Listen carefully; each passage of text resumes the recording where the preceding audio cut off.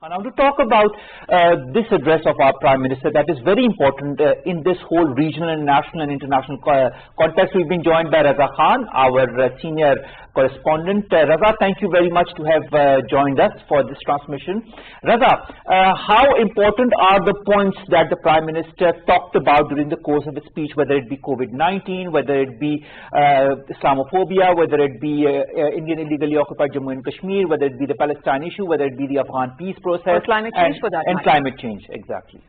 Well, Umar, let me take you back to last year. You and I were doing a similar kind of a program after the Prime Minister Imran Khan's speech to the UN General Assembly last year.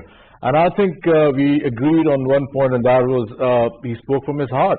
And I think I can say the same thing this year as well. Despite it being a recorded speech last year, he was physically present within the General Assembly, UN building. But I think the areas that he has touched, it is absolutely amazing. We have gone through a lot of leader speeches in, leading up to this speech by our Prime Minister. But I don't think that any other world leader, and especially a Muslim country's leader, has talked about Palestine, talked about Kashmir, Islamophobia, respect for Prophet Muhammad, peace be upon him, and he condemned the republication of Charlie Hebdo cartoons in France, and the burning of Quran, of course, the nefarious act in Norway. So he has touched on very sensitive themes, which are very sensitive and very dear to the Muslim community the world over. And he has also talked about money laundering. We all know that countries like Pakistan are being asked to do more again and again in various respects by the developed countries or the Western countries for that matter, whereas they don't realize that these Cayman Islands, these British Virgin Islands and Isle of Man, Isle of Wight kind of territories, which have become hotbed of looted money, illicit money from the developing world. They have taken away the resources, the precious resources, which are needed within countries like Pakistan. And he is right. This is the second year he's spoken on this, and he's absolutely right. This laundered money must be brought back to these developing countries like Pakistan. This wealth belongs to the people of these countries, and these money launderers who usually get protection, as Prime Minister pointed out, because they have access to rich lawyers, and the Western judicial system, the judicial system of the developed world, helps them.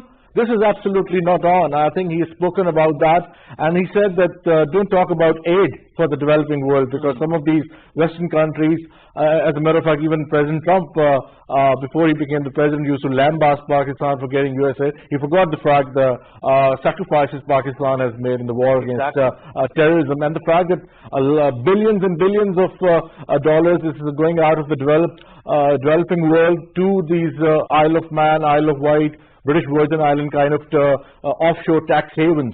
So, and because the rich countries themselves benefit from such activities, they don't stop it. And as a result, we have to go to IMF, World Bank for poor peanuts like $1 billion plus, whereas the looted money is into trillions. Raza Khan, before you actually move on to any other point, let's talk even more about money laundering. Now, here's the thing. While yes, we of course totally agree with all the 9 points mentioned by the Premier yesterday as well, we want the richer countries to actually take into account whatever is happening to the poorer ones. But do you think the response of the developed countries or the richer countries is going to be as open and accepting towards these comments coming from Pakistan? First of all, are they going to make any laws and legislations that will curb this menace of money laundering? Also, one more thing to add, today the President of Pakistan actually ratified the anti-money laundering bill, and it's now a law. Do you think it has anything to do the timing of both of these things coming together? What do you think this has to say? Shiza, let me tell you something that you've raised the point. It may be a drop in the ocean, this speech. But this is a point which Umar and I agreed upon last year as well, that no other world leader from the third world has ever spoken on these lines. Of course. Yeah, we've been going through these UN General Assembly speeches for year in year. Year after year we've gone through them. No one has directly looked into the eyes of these Western world leaders and asked them to do something about this, because these trillions of dollars are lying in your offshore, these tax havens, as I mentioned. and then you give a few $1 million of aid to countries like Pakistan, and then you behave arrogantly and you look down upon these countries. So this is not on, and it may be difficult, but the fact is, let's juxtapose that with what steps government of Prime Minister Imran Khan has taken within Pakistan. Okay. You mentioned this money laundering bill being passed. Well, it is related to the FATF, the Financial Action Task Force, a task force which incidentally was set up to curb money laundering. Whereas, Pakistan has taken this internal legislation. Now it is up to the West, it is up to the richer countries, it is up to them, that they take steps so that these money launderers who are sitting and taking, use of these legal loopholes in their legal systems to A, return these money launderers to countries like Pakistan so that they face justice, and B, to return the wealth which belongs to the developing countries. And let me also add here, Shahzad, that I was really touched.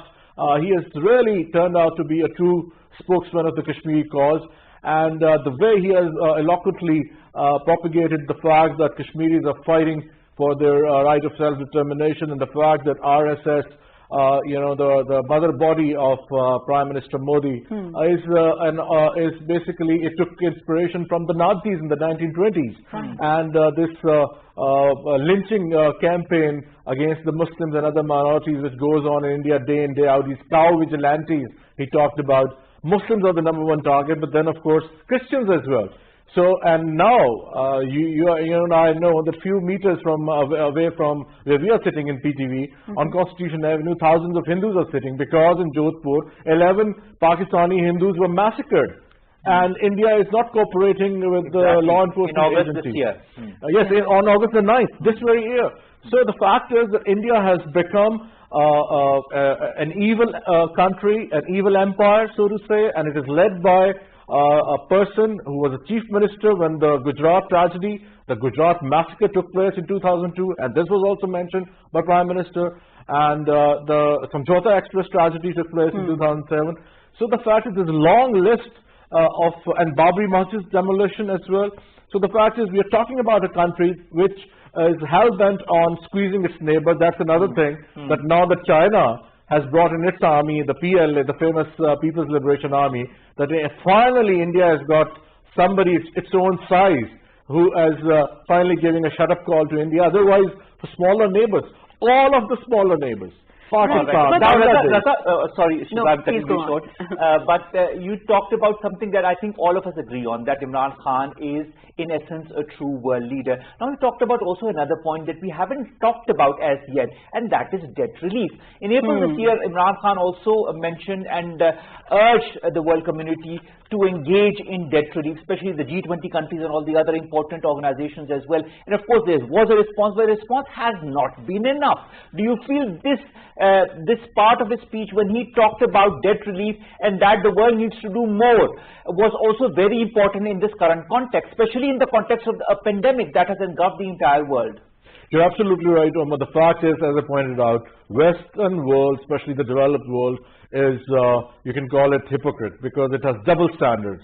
On one hand, it talks about human rights and whatnot, whereas it doesn't do anything about debt relief. These billions and billions of dollars of debt which were accumulated by corrupt regimes of the past.